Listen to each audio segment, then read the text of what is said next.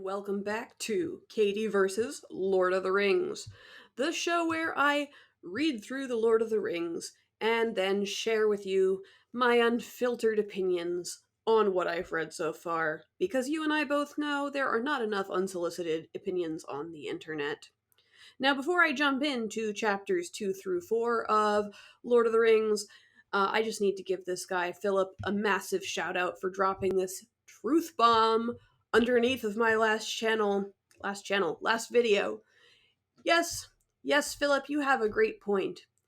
If you consider yourself a Catholic literary bro, but you have never read the Bible or the Catechism, I don't care how many times you've read Lord of the Rings through, you need to go back and read the Bible and the Catechism. Now, let me just clarify one thing. This is technically my second time through the Fellowship of the Ring. I read it once before when I was a teenager, though I don't remember all that much about it because it was so long ago. I stopped abruptly when I got to the Two Towers and realized I had absolutely no interest in hearing Legolas describe what his elven eyes had seen down to the microscopic level. But here's for second chances and trying again. Anyway, we're a ways out from the Two Towers, and so far I am loving Fellowship. My main comment so far, though, now that I've gotten up to chapter 4, or through chapter 4, is what in the world is up with Peter Jackson's elves? Because, Frodo and Sam and Pippin just met a bunch of elves where I was reading, and the elves were, super nice and fun to be around. Like, the Peter Jackson elves are just, there's some combination of, depressed and stoned, and I wouldn't want to hang out with them for 1 second. I mean, yeah, these, the ones in the book are a little bit racist. The hobbits come up and they're like, hey, can we hang out with you guys? And they're like, no, you'll throw off our groove. And then Frodo's like, but there's some scary black riders chasing us. And they're like, fine, you can hang out with us. But then they all warm up to each other and have a great time. And I was like, yeah, I like these elves. I can hang out with these elves. This is great. So, yeah, I forgot how much fun and how nice the elves were in the books as opposed to the movies where they're just so. I just want to punch them in the face. They're so pretentious in the movies. Although I do have to give Peter Jackson a lot of credit because at least from the first couple chapters of the Fellowship, aside from the elves, I feel like it was really, really well adapted.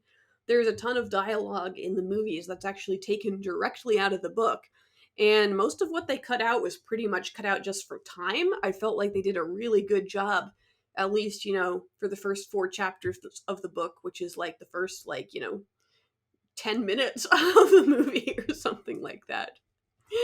Now, here's the other thing I have to say, having read as far as I have. So, everybody complains that the Fellowship should have just ridden the Eagles over Mount Doom and dropped the ring in that way. But I have some tips for Sauron, too, because I feel like there's things he could have done that are equally obvious to win it for his side. Like, step 1, don't send the creepiest guys ever into Hobbiton to hunt down the hobbits, because everyone who talks to a black rider is really suspicious, which, yeah, I would be too if some black cloaked blind sniffy guy came up to me and was like, Shia Baggins or whatever.